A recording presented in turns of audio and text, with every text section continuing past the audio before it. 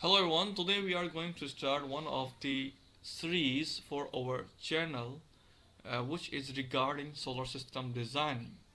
Here we are going to start how can we design solar system, what kind of parameters are important to design solar system and what kind of softwares can be used to design solar system. तो आज जो हम use करने जा रहे हैं वो हीलियोस्कोप को यूज़ करेंगे और उस पर हम डिज़ाइन करेंगे सोलर सिस्टम को। और इसके साथ साथ डिज़ाइन करते हुए हम पैरामीटर्स को भी कवर करेंगे। इंपॉर्टेंट पैरामीटर्स कौन कौन से हैं उनको भी डिस्कस करते हुए चलेंगे। Let's start. तो इसका कोई हार्ड एंड फास्ट रूल नहीं है, इस पर लॉगिन करने का है, सिंपल लॉगिन की जाती है।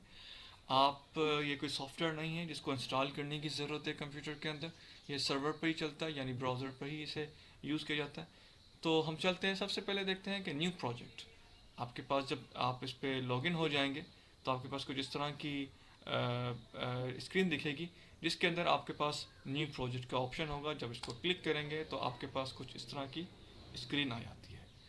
तो इसके अंदर देखेंगे कि हमारे पास क्या क्या चीज़ें हैं। अच्छा देखें, इसके अंदर हमारे पास दिख रहा है कि प्रोजेक्ट नेम, फॉर एग्जांपल मैं कहता हूँ कि आवर फर्स्ट प्रोजेक्ट, नाम दे दिया। एड्रेस, अच्छा जिस बिल्डिंग का आप सोलर सिस्टम डिज़ाइन करने जा रहे हैं अगर वो गूगल पे रजिस्टर यानी गूगल मैप पे रजिस्टर है तो आप सिंपल उसको सर्च करेंगे और आपको मिल जाएगा। फॉर एग्जांपल मैं कहना चाह रहा हूँ कि TCF स्कूल भिटाबाद।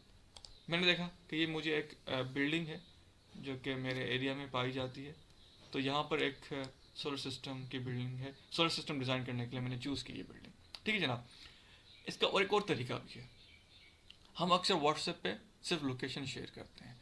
जब कोई लोकेशन शेयर करता है तो आपने सिंपल उस लोकेशन पे जाना है और उसके लॉन्गिट्यूड्स और लैटिट्यूड्स ये आपके पास यहाँ पे दिख रहे हैं, इनको कॉपी करना है और आके यहाँ इस एड्रेस के ऑप्शन में प्रिंट करना है। सॉरी ये मैंने कहीं और शायद सिलेक्ट कर लिया, सिर्फ आके यहाँ पे पुट करना है तो भी आपको एग्जैक्ट लोकेशन मिल जाएगी। कमर्शियल, डिफ़ॉल्ट कमर्शियल, इसमें 3-4 ऑप्शन हैं। Default commercial international, default ground mount जो ग्राउंड पे बनता है लगाते हैं, और डिफ़ॉल्ट रेजिडेंशियल जो रेजिडेंशियल के लिए हम डिफ़ॉल्ट कमर्शियल करेंगे। ठीक है जनाब। हमने किया न्यू प्रोजेक्ट, सिंपल ऑप्शन आपके पास फिर इस तरह की कोई स्क्रीन बन जाती है। उसके अंदर आप न्यू करेंगे, आप इसको नाम देना है, डिस्क्रिप्शन देनी है। न्यू प्रोजेक्ट के नाम से मैं दे देता हूँ new project design, create design. ठीक है। उसके बाद कुछ इस तरह का आपके पास इस तरह की कोई स्क्रीन आपके पास आ जाती है, वही सेम बिल्डिंग क्योंकि हमने ऑलरेडी सेलेक्ट की हुई है तो आपके पास ये आ जाती है। अच्छा इसके अंदर हमारे पास सबसे पहले फील्ड सेगमेंट करना है, कहाँ पे सोलर पैनल्स को इंस्टॉल करना है। तो हम हाँ मैंने जो चूज़ की हुई ये 2 फील्ड सेगमेंट है, एक आपके पास ये है और एक आपके पास ये है। तो मैं न्यू फील्ड सेगमेंट के लिए मैकेनिकल में आके मैं यहाँ न्यू क्लिक करूँगा तो एक न्यू फील्ड सेगमेंट का आपके पास एलिमेंट आ जाता है, इस तरह की कोई स्क्रीन आ जाती है और उसके अंदर आपके पास इस तरह का कर्सर ग्रीन कलर का डॉट के साथ आ रहा होता है। तो मैं जस्ट उसको क्लिक करूँगा आपके फील्ड सेगमेंट्स के अंदर, ये आपके पास क्लिक हो गया, ये क्लिक हो गया, ये क्लिक हो गया। उसके बाद हमने कहा कि ये यहाँ से लेके और एंड के पॉइंट को डबल क्लिक करूँगा तो मेरे पास ये सोलर पैनल्स के लिए फील्ड सेगमेंट आ जाती है। अच्छा इस मैकेनिकल फील्ड सेगमेंट के लिए हमारे पास कुछ पैरामीटर्स आ जाते हैं। सबसे पहला जो आता है सोलर पैनल कौन सा सिलेक्ट करना है। देखिए सिंपल आपने कंपनी का नाम लिखना है। फॉर एग्जांपल मैं जिनको का लिखने जा रहा हूँ कॉमा, सॉरी जिनको। तो मेरे पास यहाँ पे जिनको के हर तमाम मॉडल्स आ जाएंगे, आज तक जितने भी बने हुए दुनिया में बनाए हुए सारे मॉडल आ जाएंगे। यहाँ मैं कैनेडियन का लिखूँगा, उसके साथ कॉमा डाल के आप जब मॉडल का नाम लिखेंगे तो आपके पास वो आपके पास सोलर पैनल यहाँ पर आ जाएगा। तो मैं यहाँ पर बेसिकली 585 वाट का एक सोलर पैनल इस्तेमाल करने जा रहा हूँ कैनेडियन का, जो कि स्टार्ट में ही यहाँ पे मिल जाएगा। तो ये कैनेडियन का ये सोलर पैनल, कैनेडियन सोलर, ऐसे आप मॉडल लिखेंगे तो आपके पास आ जाएगा। तो मैंने ये, अच्छा वो कितनी हाइट पर रखने हैं, मतलब बिल्डिंग की एक हाइट होगी ना, कितनी हाइट पर ये सोलर पैनल जाके इंस्टॉल होने जा रहे हैं। तो मैंने कहा कि ये तकरीबन 18 मीटर की हाइट पर ये बिल्डिंग है जिस पर मैं लगाने जा रहा हूँ। उसका एजिमथ एंगल क्या होगा, मॉड्यूल का एजिमथ एंगल। तो एजिमथ एंगल मैं जा रहा हूँ 180 करना, मैं जा रहा हूँ 180 करना। मैंने देखा कि हमेशा हमारे पास जो सोलर सिस्टम डिज़ाइन किए जाते हैं, तो वो जो सोलर सिस्टम डिज़ाइन किए जाते हैं वो आपके वैसे ही यहाँ पे डिफ़ॉल्ट जो सिलेक्ट किए हुए हैं सही सिलेक्ट किए हैं 180। नॉर्मली हमारे पास साउथ की तरफ किया जाता है।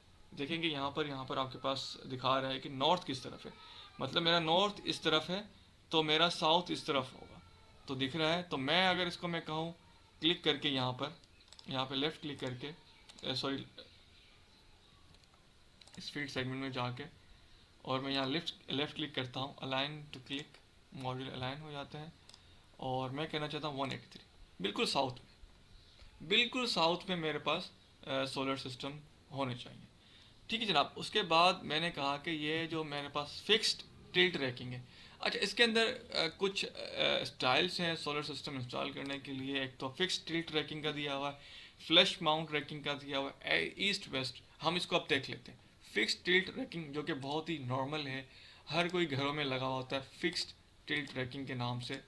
तो हम देखते हैं फिक्स्ड टिल्ट रैकिंग कौन से हैं। देखें ये आपके पास छतों पे लगे हुए हैं, बिल्कुल नॉर्मली इसके अंदर कोई इस तरह से लगे होते हैं, इसको कहते हैं हम fixed tilt ranking.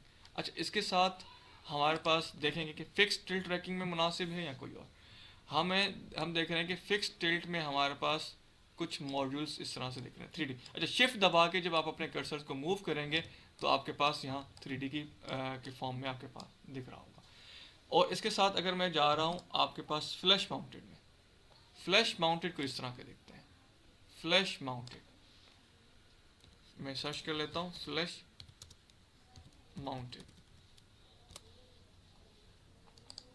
Flash mounted कुछ इस तरह का दिखता है, आ जाता है मेरे पास फ्लैश माउंटेड। देखें आपकी बिल्डिंग के साथ ये यूँ फ्लैश होगा, डायरेक्टली कनेक्ट होगा, बिल्कुल फ्लैश माउंटेड। ठीक है जनाब, बिल्डिंग को देखते हुए यूँ कनेक्ट होगा, ये फ्लैश माउंटेड होते हैं। तो एक तो ये हो गया, टिल्ट हो गया, फ्लैश हो गया। और इसके अलावा हमारे पास ईस्ट वेस्ट है। ईस्ट वेस्ट कुछ इस तरह के दिखते हैं, मैं आपको दिखा देता हूँ। East west PV, east west, east west कुछ इस तरह के दिख रहे होते हैं आपके पास, आपकी छत के हिसाब से कुछ इस तरह से। ठीक है जनाब, ठीक है जनाब, इस तरह से कुछ पीस ईस्ट वेस्ट दिख रहे होते हैं। तो यकीनन आपको समझ में आ हो गया। और कार पोर्श यानी कि किसी कार पोर्ट के लिए जो कार पार्किंग के लिए जो एरिया होता है उसके लिए हम सिलेक्ट कर लेते हैं। हमने भी सिलेक्ट किया हुआ है फिक्स्ड टिल्ट। हमने क्या सिलेक्ट किया है, फिक्स्ड टिल्ट रखा हुआ है। तो हमारे पास कुछ इस तरह से दिख रहा है क्योंकि हमारी छत कुछ इस तरह की है, तो हमने यहाँ पे फिक्स टिल्ट रखा। अच्छा इसके अंदर हमने दो चीज़ें बात करनी थी इसके अलावा, एजिमथ एंगल क्या चीज़ है। यकीनन जो बंदा सोलर डिज़ाइनिंग करने आ रहा है उसको पता होगा एजिमथ एंगल क्या चीज़ है। हमने क्या मॉड्यूल है एजिमथ एंगल, मैंने कहा कि उसकी डायरेक्शन किस तरफ होगी। टिल्ट एंगल क्या चीज़ है, कितना उठा हुआ होगा सोलर पैनल, यानी कि ये जो पैनल उठा हुआ है यहाँ से कितना उठा हुआ होगा। तो हमारे पास ये चीज़ें आती हैं। तो ठीक है जनाब, एक तो फील्ड ये आपके पास मेरे पास आ गई। उसके अलावा मैंने कहा कि मेरे पास एक और फील्ड है, मुझे एक और फील्ड बनानी है। अच्छा इसके बाद हमारे पास बताया जा रहा है कि फ्रेम का साइज़ क्या होगा। हमने कहा कि 2 कर दो, फ्रेम का साइज़ 2 कर दो। हमने हर यानी कि टाइप जो है दो हमारे पास पैनल्स लगेंगे। या तो आप फ्रेम का साइज़ 1 कर दो, आपकी ये आपकी चॉइस है, आपके ऊपर है, आप किस तरह की प्लान मतलब कि चाहिए आपको फ्रेम साइजिंग करनी चाहिए अपनी कंडीशन को देखते हुए। अच्छा उसके बाद एक टाइम ऑफ डे के देखते हुए, ये अगर हम इसको सेव करेंगे इस तरह से, उसको देखते हुए ये देखेगा कि शेडो एनालिसिस करेगा कि मेरे पास इनके दरमियान क्या डिस्टेंस होना चाहिए, किनके दरमियान, इन मॉड्यूल्स के दरमियान। तो सारा कुछ ऑटोमेटिकली सेव कर देता है। तो उसके बाद सेटबैक दिया हुआ है, मैं कहता हूँ कि सेटबैक मुझे नहीं चाहिए, 0 कर दो, सेटबैक मेरा 0 कर दो। ठीक है जनाब, ये सेटबैक हमारे पास 0 आ गया। तो हमने देखा कि इतने पैनल्स आ रहे हैं। और हमें इसके अंदर एक और चीज़ है, कि हमें अलाइनमेंट क्या चाहिए। क्या हमें अलाइनमेंट इस तरह की चाहिए, क्या अलाइनमेंट हमारे पास इस तरह की होनी चाहिए। तो ये भी हमें इसमें ठीक है जनाब, इसको हम अलाइनमेंट कुछ इस तरह से कर सकते हैं। अच्छा इसके अलावा हम अलाइनमेंट कुछ इस तरह भी कर सकते हैं, अलाइन मॉड्यूल क्लिक, कुछ ज़्यादा मॉड्यूल्स आ गए। हमें देखना होता है कि हम मैक्सिमम सोलर पैनल्स कितने आ सकते हैं इसके अंदर, और हमारे कस्टमर की या क्लाइंट की क्या डिमांड है। ठीक है जनाब, हमारे पास एक फ़ील्ड हमने बनाई है। इस फील्ड के अंदर मैंने कवर किया कि हमें किस तरह के हमें डिज़ाइन की ज़रूरत है, फिक्स्ड टिल्ट ट्रैकिंग चाहिए, फ्लैश माउंटेड चाहिए, ईस्ट वेस्ट चाहिए और कारपोर्ट चाहिए। कारपोर्ट तो यहाँ हो नहीं सकती क्योंकि छत है, तो मुझे चाहिए था फिक्स्ड टिल्ट ट्रैकिंग। कुछ इस तरह की दिखती है, अगर मैं शिफ्ट दबा के अपना दिखाना चाहूँ तो मेरे पास इस तरह से कुछ आएगी। मैंने कहा कि इसका एजीमुथ एंगल क्या चीज़ है, और उसके बाद मैंने डिस्कस किया कि हमारे पास टिल्ट एंगल क्या चीज़ है। मैंने कहा एजीमुथ मैं बिल्कुल साउथ की तरफ रखना चाह रहा हूँ, तो मेरे पास 183.38 जिस जगह पर मैक्सिमम हमारे पास सन एनर्जी को कन्वर्ट किया जा सकता है इलेक्ट्रिकल के अंदर, तो ये बाय डिफ़ॉल्ट टिल्ट एंगल आ रहा है। बाय डिफ़ॉल्ट टिल्ट एंगल मेरे पास आ रहा है कि मेरे पास यहाँ पर लेकिन मैं कराची के अंदर बना रहा हूँ, तो हमारे पास जो लेटीट्यूड होता है, जो हमने देखा था लेटीट्यूड हमारा आ रहा था वो तकरीबन 24 आ रहा था, तो मैं इसको 25 कंसिडर कर लेता हूँ। लेकिन बहरहाल अकॉर्डिंग टू दिस सर्विस कि हमारे पास एक्यूरेट। अच्छा, उसके अलावा हमने देखा कि फ्रेम साइजिंग, यानी कि हम एक यानी ऊपर की तरफ फॉर एग्जांपल हम कहेंगे वर्टिकल, आप कितने एक फ्रेम साइजिंग जो होती है मतलब कि एक फ्रेम के अंदर कितने आप पैनल्स रखना चाह रहे हैं। फॉर एग्जाम्पल मैं दो कर देता हूँ, फॉर एग्जाम्पल अभी मैंने दो कर दिए, तो ये देखें दो आपस में कनेक्ट हो गए और बाकी आपके पास वैसे के वैसे रहे। अच्छा, उसके बाद मैंने अगर इसको सिंगल कर दिया तो मेरे पास दोबारा वही कंडीशन आ गई, उनके दरमियान गैप और डिफरेंस आ गया। उसके बाद वाइड कितना कर सकते हो, मैंने फॉर एग्जाम्पल कहते दो, तो मेरे पास ये दो दो वाइड आपके पास ये आ रहे हैं, दो दो। ठीक है जनाब, इसको मैंने भी सिंगल ही रखा है अभी फ़िलहाल। तो ठीक है जनाब, इसके पास उसके बाद आता है, मैंने कहा कि लैंडस्केप है या वर्टिकल है। अच्छा, मैंने लैंडस्केप और पोर्ट्रेट दो चीज़ें, मैंने पोर्ट्रेट किया तो मैंने देखा कि मेरे पास कुछ पैनल्स की कुछ क्वान्टिटीज़ बढ़ रही या कम हो रही है, वो अपने मेरे हिसाब से मैं देख रहा होता हूँ। ठीक है जनाब, ये आपके पास एक ऑप्शन है, आप इसको चूज़ कर सकते हैं, लेकिन मैंने यहाँ पर लैंडस्केप ही रखा हुआ है ताकि मेरे पास नॉर्मल सिस्टम इस तरह से दिखता रहे। और उसके बाद आप जाते हैं, उसके बाद रो स्पेसिंग क्या है आपकी, मतलब क्या है रो स्पेसिंग, आपके पास इस रो के दरमियान और दूसरी रो के दरमियान कितना डिस्टेंस होना चाहिए, वो आप अपने हिसाब से अपने सिस्टम को देखते हुए आप डिज़ाइन कर सकते हैं। ये रो स्पेसिंग दो चीज़ों पे डिपेंड करती है। एक तो हमारे पास नॉर्मली यहाँ से एयर फ्लो हो सके, सॉरी नॉर्मली देखें शेडो को देखते हुए करते हैं। फॉर एग्जांपल हमारे पास दो पैनल्स हैं, ये और हमारे पास ये एक रो है और एक दूसरी ये रो है। हमें देखना पड़ता है कि ये दूसरी रो इतने फासले पे हो कि उसके पास इस रो का शेडो ना आए। जब सन सामने आ रहा हो तो ऐसा ना हो कि इसका शेडो इसके ऊपर आ रहा हो।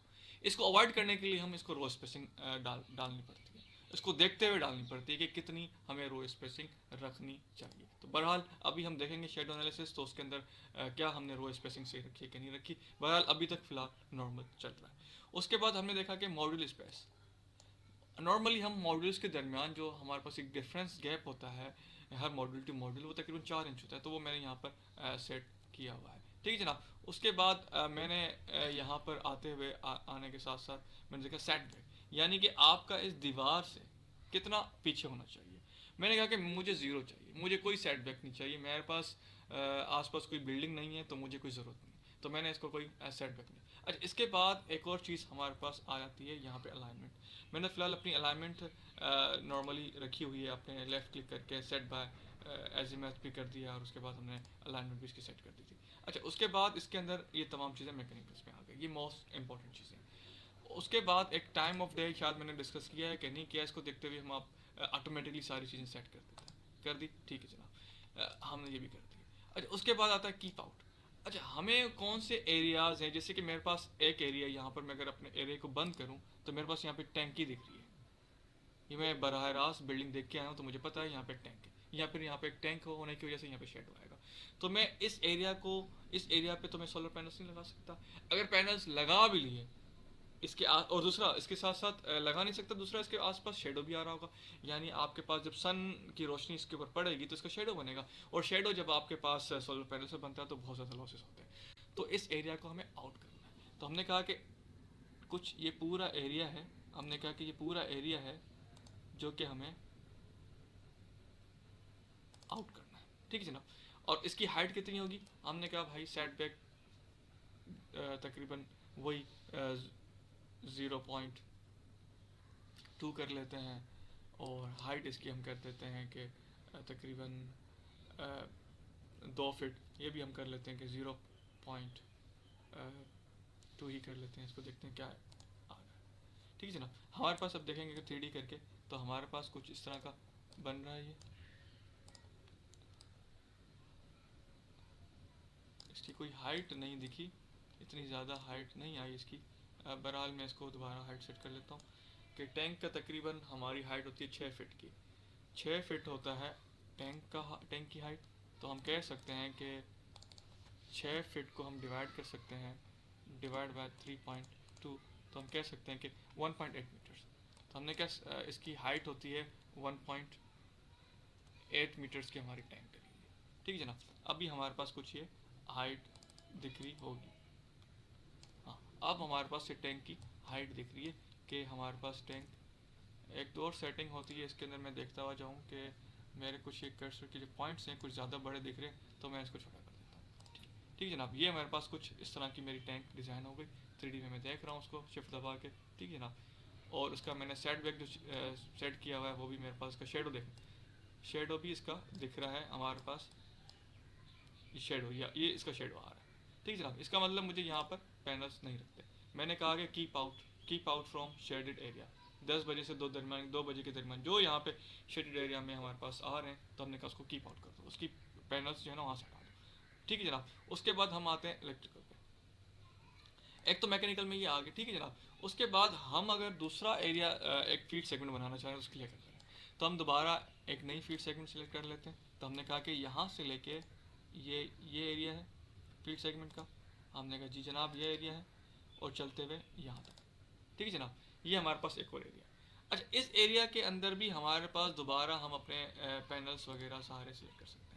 हमने कहा सब कुछ वैसे का वैसा है जैसे कि ऊपर रखा हुआ था, सब कुछ वैसे का वैसा है जैसे ऊपर रखा हुआ था, बिल्कुल वैसे सेटिंग कर सकते हैं वहाँ पर इसकी, और इसको हम चेक भी कर सकते हैं। इसको हम उसके बाद हम देख सकते हैं कि इसके अलावा ये कुछ इस तरह की कुछ कंडीशन बन रही है। अच्छा, इसको हम अलाइन कर सकते हैं। ठीक है ना, अलाइनमेंट मॉड्यूल के साथ नहीं, मैं चाह रहा हूँ कि मुझे इस तरह के अलाइनमेंट ज़्यादा पैनल्स आए। तो अलाइनमेंट मैंने देख ली कहाँ पे पैनल ज़्यादा आ रहे हैं, यहाँ पे कुछ ज़्यादा ही पैनल आ रहे हैं, तो मैं यहाँ चेक करता रहूँगा कि इसमें 42 मॉड्यूल्स आ रहे हैं, इन 24 किलोवाट का आ रहा है इसका परसेंट। अच्छा, इसके अलावा एक और चीज़ भी आती है इसके अंदर।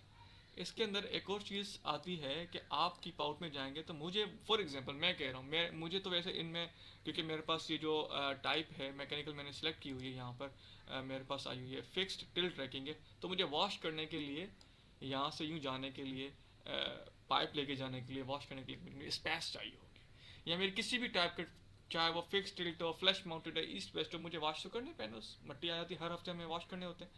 तो उसके लिए मुझे क्या करना पड़ेगा, तो उसके लिए आपको सिंपल यहाँ पर कीप आउट में एक जाना पड़ेगा और मुझे एक एरिया सेलेक्ट करना पड़ेगा। मैंने कहा कि मुझे यहाँ से यूँ जाने के लिए, यहाँ एंड तक जाने के लिए मुझे एरिया चाहिए।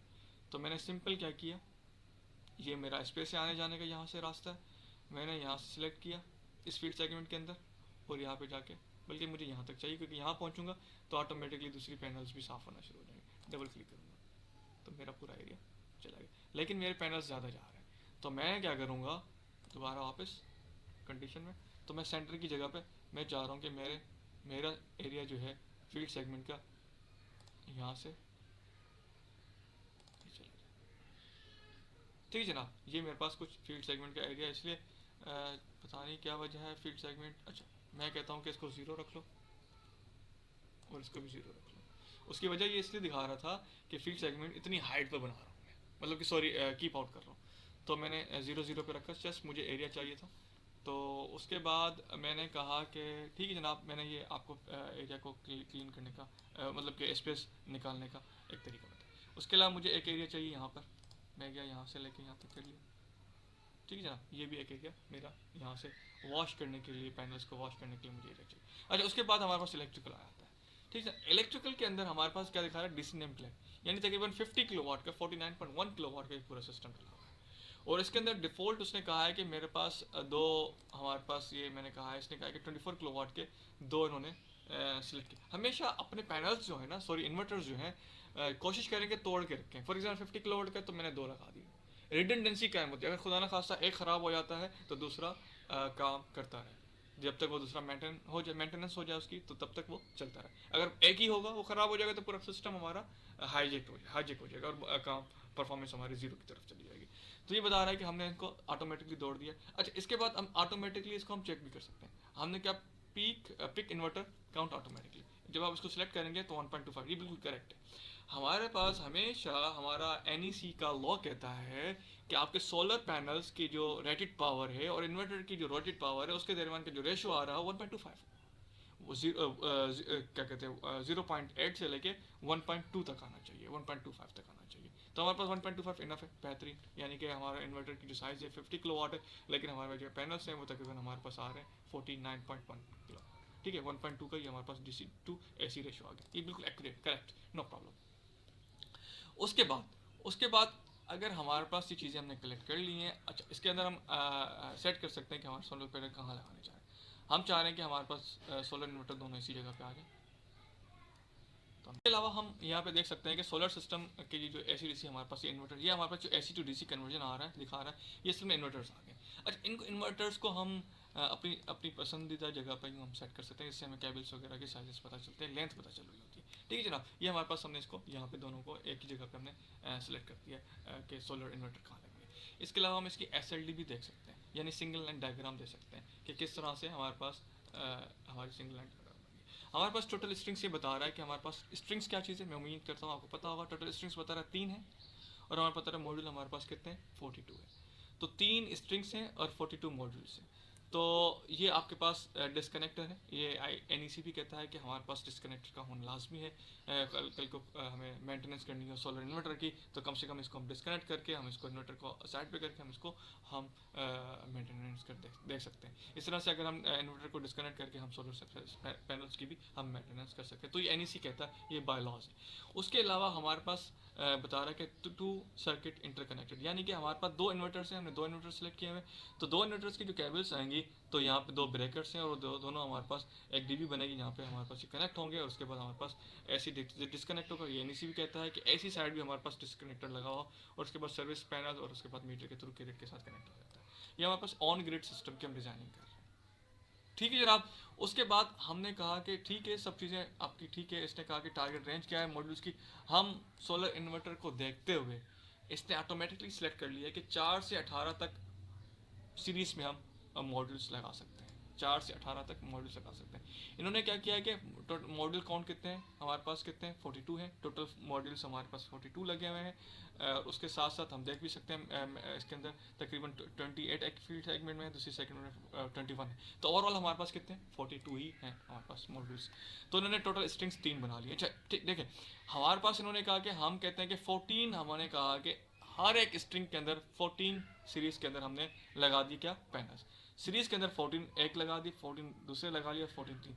वो तीनों स्ट्रिंग्स आके हमारे पास इसके अंदर दोनों मॉड्यूल्स के पैनल्स के अंदर हमारे पास आके लग रही है। ठीक है जनाब, ये हमारे पास यहाँ पे देख लिया।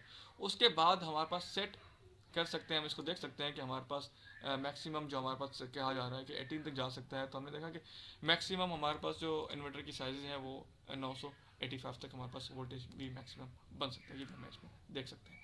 अच्छा, हम इसको सेट मैनुअली भी कर सकते हैं। हमारे पास मैनुअली हम सेट कर सकते हैं कि हमारे पास मैक्सिमम स्ट्रिंग की साइजेस कितने रख सकते हैं, लेकिन मैंने हम इसको टेम्परेचर को देखते हैं हमने मैनुअली नहीं ऑटोमेटिकली रख लिया। ठीक है जनाब, उसके बाद हम इसके अंदर ऑप्टिमाइज़र भी ऑप्टिमाइज़र को हम अलग एक टॉपिक में डिटेल में डिस्कस करेंगे। ऑप्टिमाइज़र क्या चीज़ है और ऑप्टिमाइज़र क्यों यूज़ होता है और किस तरह स्ट्रिंग्स के अंदर यूज़ होता है या इस मॉडल के अंदर यूज़ होता है, ये हम बाद में हम देख लेंगे।